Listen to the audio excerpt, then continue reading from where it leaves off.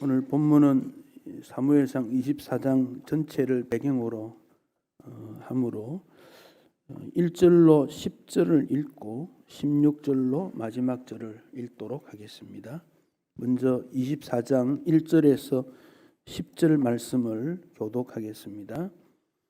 사울이 블레셋 사람을 쫓다가 돌아오매 어떤 사람이 그에게 말하여 이르되 보소서 다윗이 엔게디 광야에 있더이다 하니 사울이 온 이스라엘에게 택한 사람 3,000명을 거느리고 다윗과 그의 사람들을 찾으러 들림서 바위로 갈새 길가 양의 우리에 이른즉 굴이 있는지라 사울이 뒤를 보러 들어가니라. 다윗과 그의 사람들이 그 굴 깊은 곳에 있더니 다윗의 사람들이 이르되 보소서 여호와께서 당신에게 이르시기를 내가 원수를 내 손에 넘기리니 내 생각에 좋은 대로 그에게 행하라 하시더니 이것이 그날이니이다 하니 다윗이 일어나서 사울의 겉옷자락을 가만히 베니라. 그리한 후에 사울의 옷자락 뱀으로 말미암아 다윗의 마음이 찔려 자기 사람들에게 이르되 내가 손을 들어 여호와의 기름 부음을 받은 내 주를 치는 것은 여호와께서 금하시는 것이니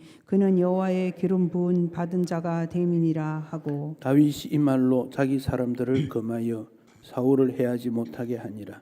사울이 일어나 굴에서 나가 자기 길을 가니라. 그 후에 다윗도 일어나 굴에서 나가 사울에 대해서 외쳐 이르되 내 주 왕이여 하매 사울이 돌아보는지라 다윗이 땅에 엎드려 절하고 다윗이 사울에게 이르되 보소서 다윗이 왕을 해하려 한다고 하는 사람들의 말을 왕은 어찌하여 들으시나이까? 오늘 여호와께서 굴에서 왕을 내 손에 넘기신 것을 왕이 아셨을 것이니이다. 어떤 사람이 나를 권하여 왕을 죽이라 하였으나 내가 왕을 아껴 말하기를 나는 내 손을 들어 내 주를 해하지 아니하리니 그는 여호와의 기름 부음을 받은 자이기 때문이라 하였나이다. 16절을 보시겠습니다. 다윗이 사울에게 이같이 말하기를 마침에 사울이 이르되 내 아들 다윗아 이것이 네 목소리냐 하고 소리를 높여 울며 다윗에게 이르되 나는 너를 학대하되 너는 나를 선대하니 너는 나보다 의롭도다. 얘가 나 선대한 것을 오늘 나타냈으니 여호와께서 나를 네 손에 넘기셨으나 얘가 나를 죽이지 아니하였도다. 사람이 그의 원수를 만나면 그를 편안히 가게 하겠느냐? 내가 오늘 내게 행한 일로 말미암아 여호와께서 내게 선으로 갚으시기를 원하노라. 보라 나는 네가 반드시 왕이 될 것을 알고 이스라엘 나라가 네 손에 견고히 설 것을 아노니 그런즉 너는 내 후손을 끊지 아니하며 내 아버지 집에서 내 이름을 멸하지 아니할 것을 이제 여호와의 이름으로 내게 맹세하라 하니라. 함께 읽습니다. 다윗이 사울에게 맹세하며 사울은 집으로 돌아가고 다윗과 그의 사람들은 요새로 올라가니라. 아멘. 사무엘상에서 다윗에 관한 기록들이 아주 분량이 제일 많다 하는 점을 알게 됩니다. 그 말은 다윗의 삶을 통해서 우리 주님께서 우리에게 어떤 주시는 말씀이 있기 때문에 그렇습니다. 우리는 이런 생각을 해봅니다. 하나님께서 왜 다윗을 선택했을까? 그 시대에 사람들이 많지 않았겠습니까? 어느 시대나 사람은 많습니다. 우리나라도 마찬가지지요. 사람은 많습니다. 그런데 왜 우리를 불러서 예배자로 세웠고 신촌강서교회에서 함께 예배드리게 하셨을까요? 집이 가까운 분도 있지만은 가깝다고 해서 꼭 어느 한 교회 출석은 아니지 않습니까? 멀리 있는데도 불구하고 또 내 일생에 있어서 상당한 시간을 꼭 이렇게 함께 신앙생활 하는 이유가 뭘까? 이런 생각을 한번 해봅니다. 저도 한번 해봤습니다. 왜 나를 이곳에 목사로 보냈을까? 이런 생각을 해봅니다. 다윗은 아주 평범한 사람이었지요. 이새라고 하는 아버지 집에 8 아들 중에 막내로 태어났고 그것도 시골입니다. 도시가 아니고 그곳에서 아버지의 양을 치는 목동으로 자랐습니다. 아주 평범한 그런 사람이지요. 세상에 알려지지 않았습니다. 그런데 골리앗이 나타났습니다. 블레셋 장군 골리앗이 나타나서 이스라엘과 전쟁을 하게 될 때 이 전쟁도 그 당시에는 일상적인 일입니다. 자주 일어나는 일들이지요. 그때 다윗은 평소에 하나님께서 다윗을 보호하시고 인도해 주셨던 것대로 마음가짐을 했고, 하나님을 모욕하는 그 사람은 그대로 둘 수가 없겠다. 정의로움으로 믿음의 발자취로 도전을 했는데, 다윗이 이기겠다고 하는 마음이 그 전쟁에 과연 있었을까? 그런 생각도 해보게 됩니다. 그런데 다윗이 그 전쟁에서 골리앗을 물리침으로 그는 탁월한 하나님의 일꾼으로 등장이 됩니다. 이스라엘은 하나님의 통치가 목적이니까 원래 왕을 두지 말라 그랬습니다. 그래서 사사들을 통해서 문제가 일어날 때 일시적으로 지도를 가지도록 하고, 하나님이 이스라엘의 왕이다. 그 핵심입니다. 그런데 이스라엘 백성들이 볼 때는 주변 나라에 왕들이 있으니, 저렇게 강력한 지도력을 가질 수 있으니 우리도 왕이 있으면 좋겠다, 그런 생각을 하게 되어졌습니다. 그래서 왕을 세워주시오라고 사무엘 선지자에게 요청했고, 사무엘 선지자가 기도했더니 사울이라고 하는 사람을 왕으로 세우라 그랬습니다.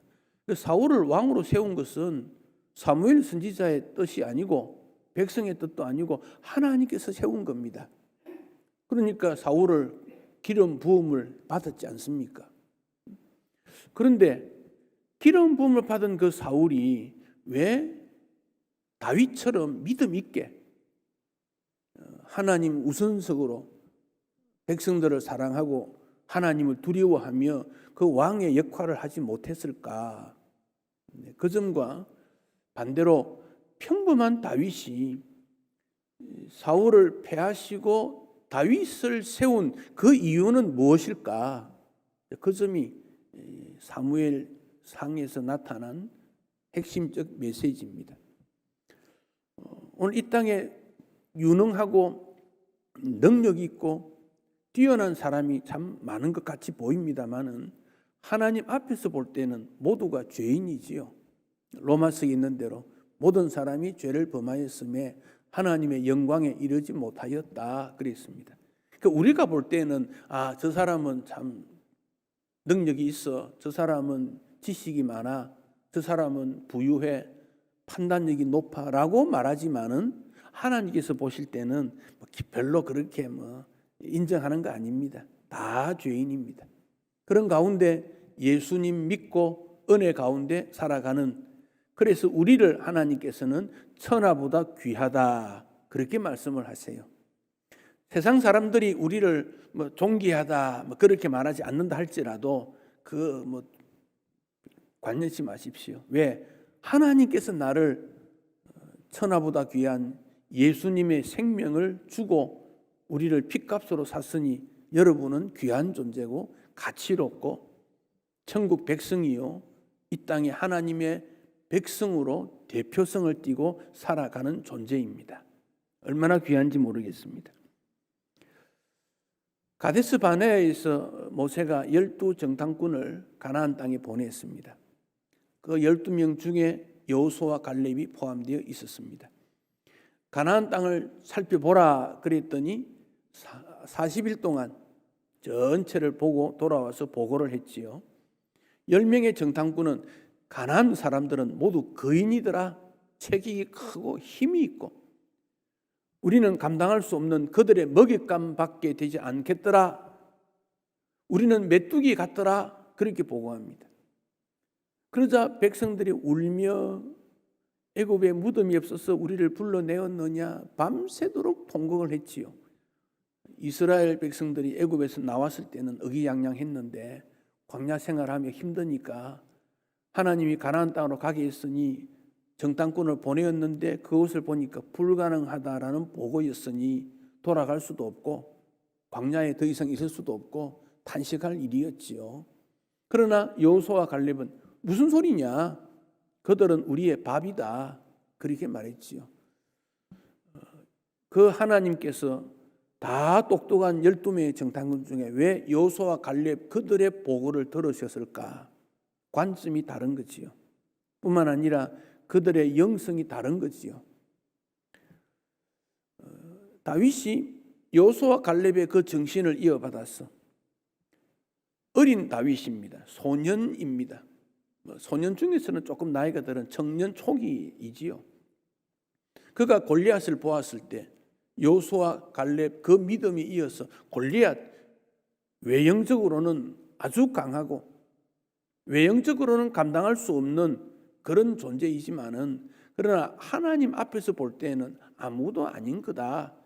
다윗의 믿음이 바로 여기에 연결되는 것을 알 수 있습니다. 다윗이 그 전쟁터에서 느낀 게 무엇이겠습니까? 매일 아침 저녁으로 골리앗이 나와서 큰 소리로 고함을 지릅니다. 산이 쩡쩡 울리도록.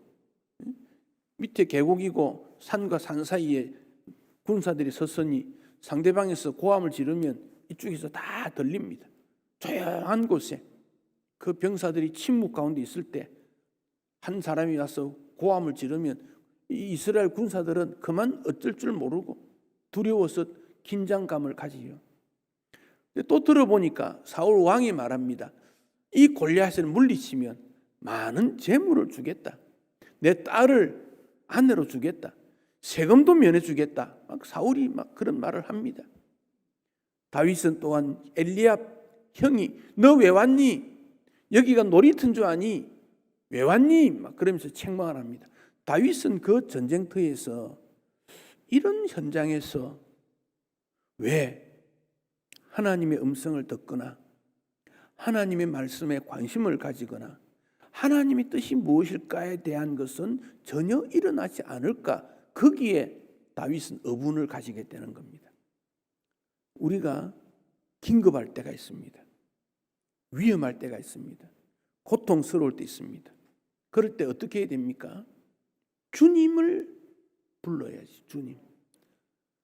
하나님 아버지를 찾아야지. 얼마 전에 어떤 목사님이 별시하셨는데요. 그 별시한 내용을 그 사위가 마지막까지 이제 병원에서 간호하시면서 했던 내용들을 간단하게 글로 썼더라고요. 몸에 열이 오르고 산소호흡기를 하고 그런데도 마지막 순간까지 침대에서 하나님 아버지께 자녀들과 교회를 위해서 기도하는 그 장인어른 목사님의 모습을 보았다. 열이 나고 의식이 가물가물하니까 발음도 분명하지 않고 뭔지는 모르겠지만은 그러나 그 마지막 모습은 참 하나님 아버지를 부르며 인생을 맡기면서 시간이 좀 남아 있음에도 불구하고 이제는 다 기도를 한 다음 그 의사 담당자를 불러서 이제 산소호흡기 떼주세요. 그리고 한 1시간 동안 조용히 계시다가 숨을 거두었다. 위험하고 힘든 순간에 우리는 어떤 모습으로 주님 앞에 서야 할 것인가? 평소에 이런 훈련과 연습이 되지 않고 그런 일이 나오지 않습니다. 근데 다윗은 양을 먹일 때 사나운 짐승들이 해치려고 할 때 평소에 하던 그대로 골리앗을 향하여 나아가게 된 것입니다. 이게 다윗의 영성입니다. 그러니까 나의 힘이 되신 여호와여 내가 주를 사랑하나이다 이런 고백을 하지요. 여호와 하나님은 나의 반석이시요 나의 요새이시요 내가 피할 바위이시요 나의 기도를 들으시는 분이요 나를 지키시는 분입니다. 세상에 어떤 파도가 치고 물결이 흉흉하다 할지라도 나는 두려워하지 않겠다. 그런 고백들을 할 수 있는 이유가 평소에 다윗은 하나님 중심이었다 하는 점을 알게 됩니다. 사울은 다윗을 막 죽이려고 했지 않습니까? 그 당시 여론이 어떻습니까? 다윗은 만만이고 사울은 천천이다. 사울이 죽인 자는 천천이고 다윗이 죽인 자는 만만이다. 그 당시 여론입니다. 사울이 그것을 보고 다윗에게 군대 장관으로 세웠다가 또 군대 장관을 세우면 사울 곁에 있으니까 천부장해서 또 멀리 좀 떼보내기도 하고, 그런데 온 이스라엘 백성들이 다윗의 일에 대해서 만족한 표현을 그들은 하고 있습니다. 사무엘상 18장 5절에 다윗은 사울이 보내는 곳마다 가서 지혜롭게 행하며 사울이 그를 군대장으로 삼았더니 온 백성이 합당히 여겼고 사울의 신하들도 합당히 여겼더라. 16절 온 이스라엘과 유다는 다윗을 사랑하였으니 그가 자기들 앞에 출입하기 때문이라. 요즘 같으면 장관 청문회를 했는데 청문회 나오는 모든 사람들이 합당하다, 그 사람에게 그런 정도 맡기는 일은 당연하다, 그렇게 평가를 받았다는 거예요. 요즘 그렇게 평가받는 사람이 있겠습니까? 그 정도면 상당히 어깨에 힘이 들어가고 이 정도면 나이가 어린데 그렇지 않겠습니까? 그러나 전혀 다윗은 그렇게 하지 않습니다. 그러면서 주님, 왜 저 왕이, 사울 왕이 나를 저렇게 미워합니까? 죽이려고 합니까? 계속 묻습니다. 도망 다닐 때도 여기가 가면 되겠습니까? 블레셋의 아기스 왕에게 했을 때 여기 있어도 되겠습니까? 그일라에 가 있어도 되겠습니까? 블레셋이 또 공격해 왔다는데 내가 이렇게 도망 다니는데 가서 저들을 공격해야 되겠습니까? 내 부하들은 자꾸 반대하는데 어떻게 된다는 말입니까? 다윗의 영성은 하나님 앞에 지속적으로 물어봅니다. 내 판단보다 하나님의 뜻이 앞섰다는 겁니다. 내 지식보다 하나님의 뜻을 앞세웁니다. 내 경험보다 하나님을 먼저 앞세웁니다. 이게 영성이라는 겁니다. 영성. 오늘 본문에도 또 블레셋이 공격을 해와가지고 사울이 전쟁터에 나갔다가 돌아왔다 그랬습니다. 여러분, 왕이 전쟁에 갔다가 돌아왔다 그러면 무슨 일을 먼저 하겠습니까? 밑에 있는 남아있는 그 부하들을 불러다가 나라에 긴급한 일이 뭐니? 결정해야 될 게 뭐 있니? 그렇게 해야 되지 않겠습니까?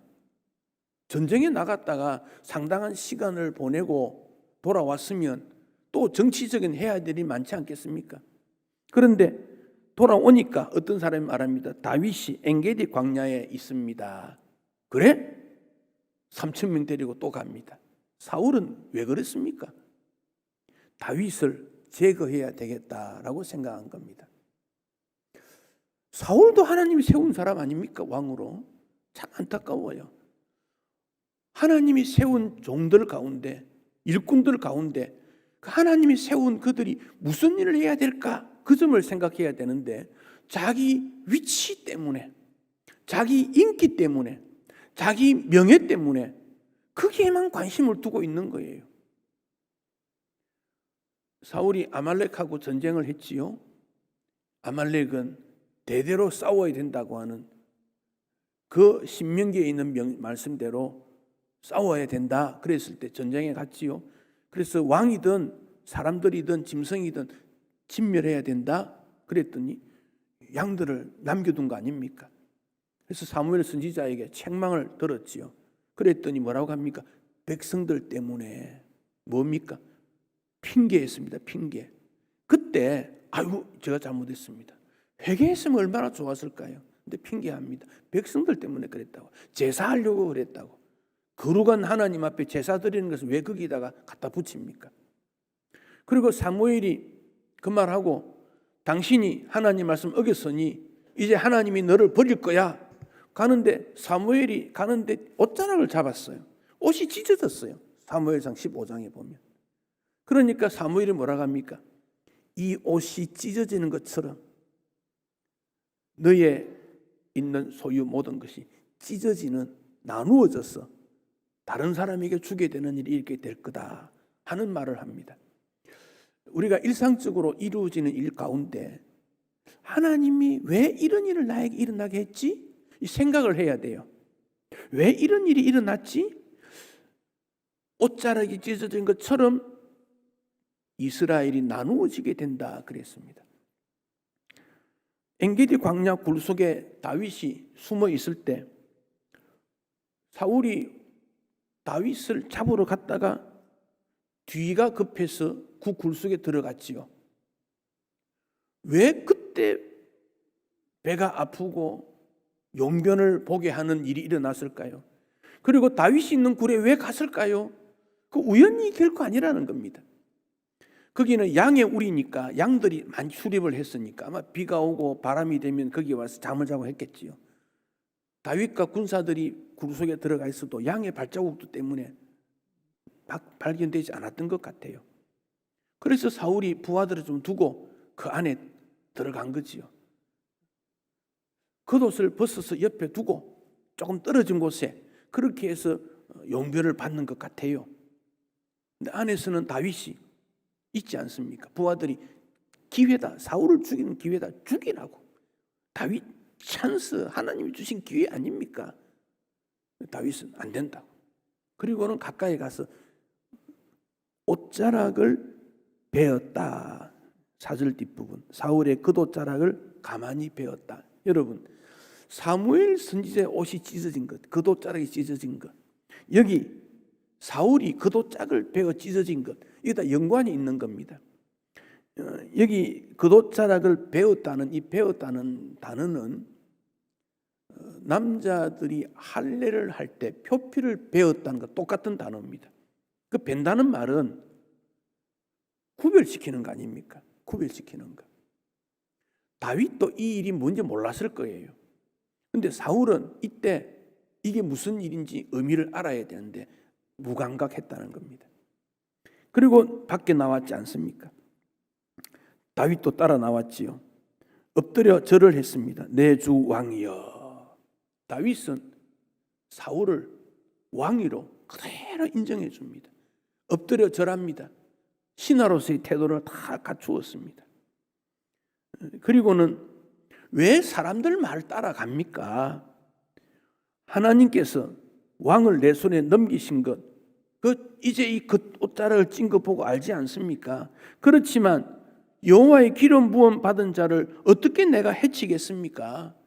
사울이 음모를 꾸미고 사람들을 통해서 죽이려고 하고, 그렇지만 기름 부음 받은 자를 다윗은 절대로 해치지 않습니다. 여러분, 인간관계에 있어서 속상할 때가 있고 분노가 일어나고 미움이 일어날 때가 있습니다. 이것은 다 사탄의 전략입니다. 이거 꼭 기억하십시오. 교회 안에서 하나님의 거룩한 일을 하는데 의견이 하나가 되지 않을 때가 있어요. 허다합니다. 그런 경우.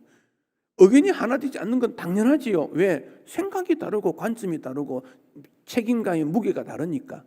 그럴 때 우리의 태도 속에 분노가 일어나고 미움이 일어나고 상대방을 원수로 생각하는 것은 내 생각이 아니고 사탄의 전략이다. 사탄은 뭐라 하겠습니까? 사람을 혼란스럽게 만들고 생각을 분열시키고 갈등을 조성해서 하나가 되지 못하는 게 사탄의 전략입니다. 이건 놓치면 안 돼. 가족관계 똑같아요. 부부가 오랫도록 살아도 생각이 같지 않을 때가 흔히 일어나요. 당연하지요. 그럴 때 분노하거나 미워하거나 절대 그러지 마십시오. 사탄입니다. 생각이 다른 거 그대로 인정하면 돼요. 아, 생각이 다르구나. 그런데 평소 살아가는 것을 보니까 상대방이 더 판단이 좋았다고 따르면 돼요. 평소 살아갔을 때 내 판단이 좋았다면 따라오라 그러면 돼요. 다툴 거 하나도 없어요. 사탄은 어떤 문제, 좋은 일이든 좋지 않는 일이든 귀한 일이든 분열시키는 것이 사탄의 전략입니다. 여기에 교회가 휩쓸려가지고 교회들마다 얼마나 많은 갈등이 일어나는지 몰라요. 가정도 다 깨어지고 분열의 영이 가득 차 있는 것. 사울의 마음에 주님을 모시지 않으니 그 영성이 어둠의 영에 묻을 수밖에 없지요. 거기다가 굴 속으로 들어갔다. 굴이 어둡지 않습니까? 불이 있는 시대 아니지 않습니까? 어둠에 들어가면 안 된다고 기억하셔야 돼요. 사울은 그런 모습이었습니다. 요즘 우리 사회가 갑질 뭐 이런 말 합니다. 갑질. 조금 가졌고 높고 그래서 나보다 못났다고 하는 을을 윽박 지르려고 하는 그런 문화. 다윗과 사울의 관계를 보십시오. 하나님께서 보실 때는 참 무서운 거예요. 누가 갑이고 누가 을입니까? 하나님께서 보실 때는 다윗이 갑이에요. 믿음으로 살려고 하고 나라를 부엉키고 백성을 사랑하고. 그런데 사울은 권력이라는 게 있습니다. 그는 자기 중심이었습니다. 탐욕적입니다. 을 정신이었던 것입니다. 다윗이 사울에게 말한 다음에 사울이 16절에 다윗아 이게 내 목소리냐? 다윗 너 맞냐? 확인하고 이때 사울은 이미 나이가 상당히 많았던 사울이 30에 왕이 되고 70에 죽거든요. 이때가 벌써 사울 나이가 60대 중반 정도 되고 그 당시 그 정도 나이면 상당히 나이가 많은 축에 들어가는 그런 때입니다. 그러니까 분별력이 없을 수도 있어요. 다윗 네 목소리 맞냐? 그리고는 17절에 나는 너를 학대하는데 너는 나를 선대하니까 나보다 더 어렵구나. 또 사울은 또 이런 정확한 판단이 있어요. 사람이 원수를 만나면 편안히 가게 하겠느냐? 근데 너가 행한 일을 보니까 여호와께서 너에게 선으로 갚게 되기를 원한다. 내가 갑이 아니고 너가 갑이구나. 너가 너 하나님의 사람이구나. 사울도 인정을 했습니다. 20절 네가 반드시 왕이 될 것을 내가 안다. 이스라엘 나라가 너 때문에 견고해야 될 것을 내가 안다. 사울이 인정을 합니다. 그리고 부탁합니다. 내 후손을 끊지 않도록 해달라. 내 이름이 멸하지 않도록 좀 도와달라. 자, 이런 데 보면 사울이 자기 가문에 대한 그 열망, 보호 책임은 있는데 하나님 앞에 이 나라가 어떻게 될 것인가 이런 게 좀 부족해요. 사울을 보면. 훗날 12지파가 두 나라로 나눠지지 않습니까? 유다와 이스라엘 나눠지지 않습니까? 그때 유다 편에 들었던 사람이 유일하게 베냐민 지파입니다. 유다 지파에.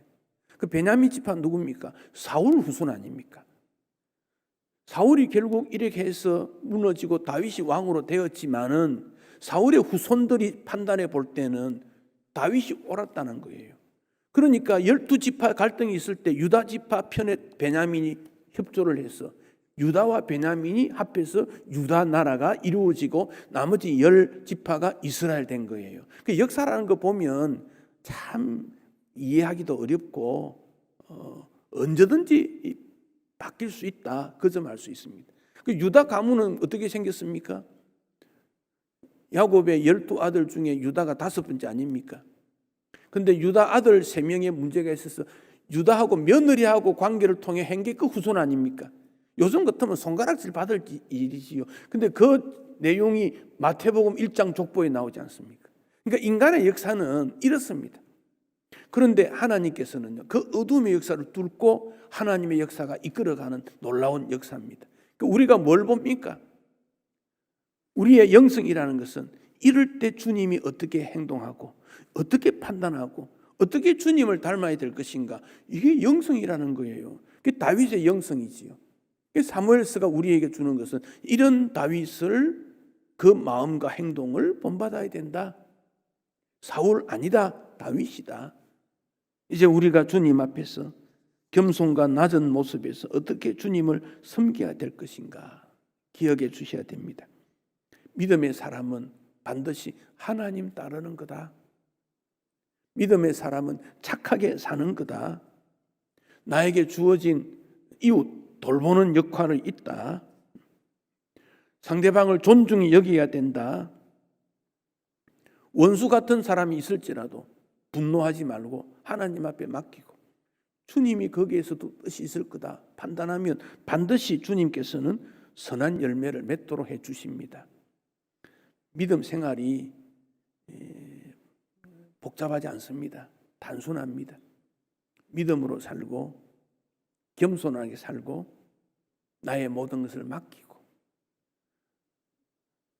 우리가 연세 드신 어른들이 어떻게 살까 두려워하지 마십시오. 지금까지 인도받은 것이 하나님의 은혜인데 지금까지는 뭐 내 힘으로 살아왔습니까? 아니지 않습니까? 지금까지 인도해 주신 주님이 앞으로도 주님이 인도해 주실 거다. 내 앞으로 이 땅에 사는 것뿐 아니라 영원히 주님은 책임지시는 분 아닙니까? 다윗의 믿음을 오늘도 생각하고 다윗이 하나님 앞에 어떻게 행동하고 이웃에 대했는가, 나도 그런 분이 되어서 하나님 앞에 하나님께 기쁨과 영광이 되겠다. 오늘도 다짐하고 한 발자국 더 주님 앞으로 나아가기를 축복합니다. 기도.